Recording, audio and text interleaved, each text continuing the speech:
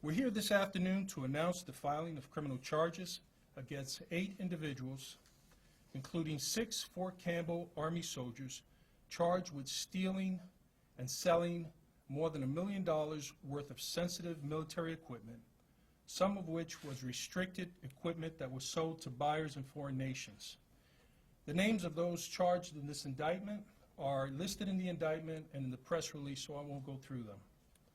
But as I stated, 6 of these individuals were United States military Army soldiers, 2 of which were sergeants, all stationed on Fort Campbell Army Base. According to the indictment, 6 soldiers charged stole sensitive military equipment from the U.S.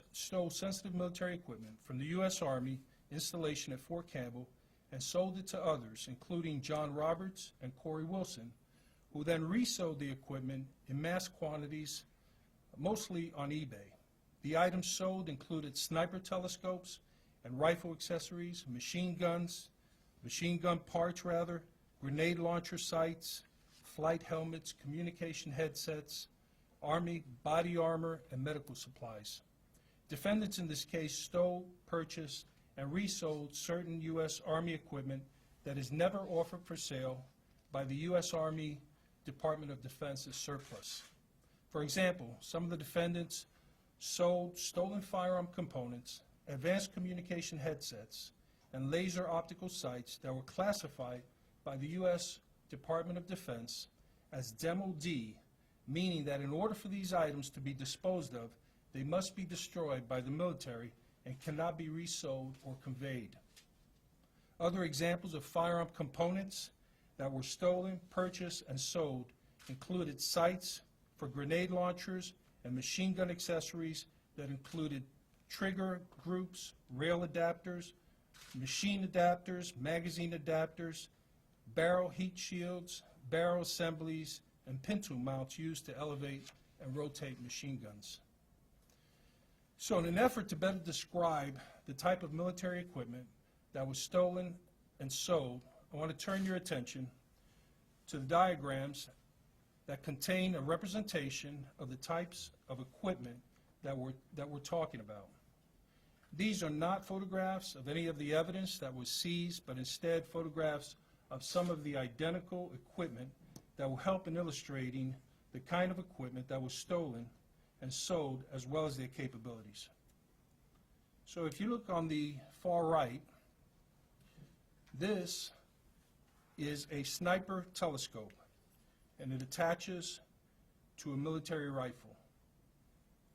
To the right is an M68 standard red dot sight, which also attaches to a military rifle. Below it are M249 barrels with laser sights. Here are the laser sights, and heat shields. These barrels are replaced on military rifles due to heat generated from firing or repeatedly firing machine guns equipped with these barrels. To the right, we have improvised body armor vests with ballistic plates. Now, the plates that fit into this vest are never made available by the military to the public. These ballistic plates can stop rifle rounds up to 7.2 rounds, 6.2 rounds. To the right, we have a Gentex Special Operations adaptable helmet. These are ballistic helmets that are worn by our special forces. These particular helmets have a pelter headset, which you can see here, that allow the wearer to communicate with his or her fellow soldier. Underneath, we have a 240B trigger mechanism. This device has a lever selector that can change any firearm that is attached to it to convert from a single to a fully automatic firing weapon. And then to the right is a standard flight helmet. These are just some of the items that were stolen and sold. So you can see from this equipment that these are extraordinarily, inherently dangerous in the wrong hands and outside of the military or police tactical use. In particular, I'm referring to the 240B trigger mechanism that's capable of converting a single-shot weapon to a fully automatic weapon. You can imagine what damage can be done when a single trigger pull can discharge multiple rounds. Also inherently dangerous are the improvised body armor plates that will stop most police rounds and rifle rounds up to a 7.62 round. Thousands of items, including 50 caliber machine gun barrels, laser sight systems, a flight data recorder, combat helmets, body armor, medical supplies, rifle scopes, rifle barrels, infrared aiming devices, flight helmets, night vision goggle helmet mounts were stolen and stored in a warehouse, in a storage unit, and in other locations controlled and operated by the defendants in this case.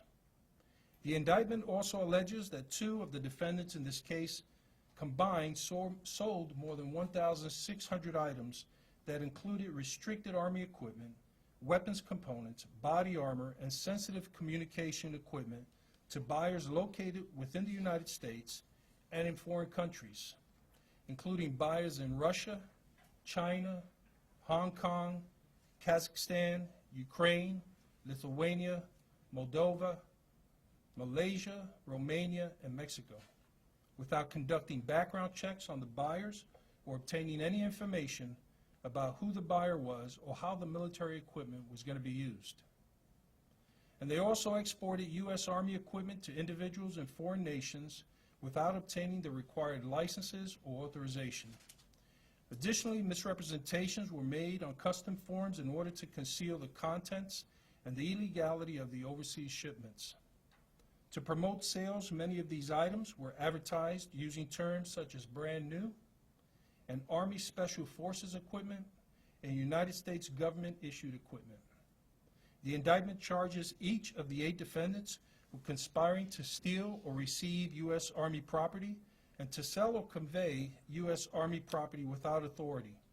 In addition, some of the defendants are charged with multiple counts of wire fraud, violations of the Arms Export Control Act, money laundering, and selling or conveying U.S. Army without authority. For the crimes charged, each defendant faces up to 5 years in prison and a fine of up to $250,000 on the conspiracy charge. John Roberts and Corey Wilson face up to 20 years for each count of wire fraud and violating the Arms Export Control Act. And Corey Wilson faces up to an additional 20 years on the money laundering charge. In addition, Michael Barlow faces up to 10 years in prison on each conveying charge. The defendants also face forfeiture of the proceedings of their crimes. So let me conclude my comments by saying this. The actions of the soldiers charged today should in no way stain the honor of the brave men and women who proudly serve in our country's armed forces and selflessly give everything to protect America's freedom. To the contrary, we never want to allow the illegal and self-serving actions of a few to cast a shadow on the thousands of military heroes who every day place themselves in harm's way to protect this great nation. Today, we seek both to hold accountable all those who seek to financially profit from the illegal sale of stolen, sensitive, and restricted military equipment, as well as to thank the U.S. military personnel around the world whose dedication and service safeguards all of us. Now I ask Special Agent Robert Hammer to join me at the podium and to share some remarks. Tracy Montano will be available for any questions.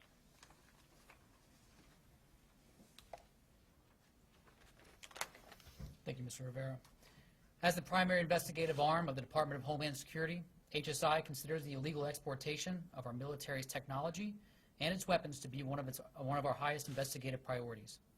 Here in Tennessee, with the various military bases, a large concentration of clear defense contractors, national laboratories, and other critical infrastructure, we aggressively investigate all allegations of violations in these areas as they directly tie to our national security. At a time when tensions are high between foreign nations Like China and Russia, it is disheartening as an American to see our own military members shipping stolen military equipment and technology to those countries, as well as others, such as Hong Kong and the Ukraine. This case comes on the heels of yesterday's arrest by the FBI of a contractor who stole sensitive technology from the NSA. Both of these cases should serve as a reminder of the threat to national security that is posed when individuals violate the trust that the government has bestowed upon them.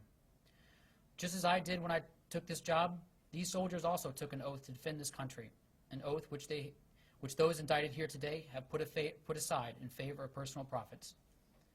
This investigation required an in-depth analysis of close to 1,600 online listings, totaling close to more than $750,000 in sales of military equipment going over to 10 foreign countries. The indictment of these 8 individuals today is a culmination of hard work by many investigative agencies, including HSI, Army CID, IRS CID, the ATF, and other law enforcement partners here in Tennessee. I want to thank them for their partnership in this investigation, as it was truly a team effort. Finally, I want to thank Mr. Rivera and his entire team here at the U.S. Attorney's Office, who have made this case a priority from the beginning and have stood beside my investigators every step of the way.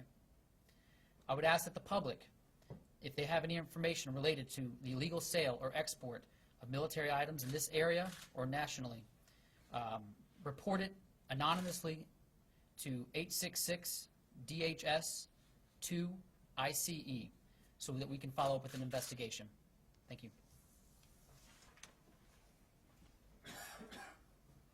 All right, I would now open it up for questions. I would remind you that we can deliberately only provide answers to questions that are within the 4 corners of the indictment, as well as what's on the public record. Yes, sir. Can you tell us, have you tracked down where all of these items ended up, and have you been able to rule out that any of these items are in the hands of terrorists at this time? So what I can tell you is that we are continuing our investigation. The investigation obviously doesn't stop with the arrest of these individuals.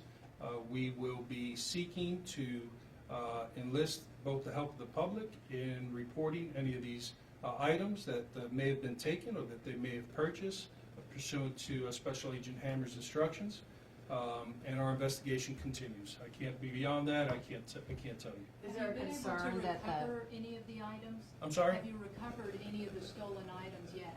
Again, that's beyond the public record at this point.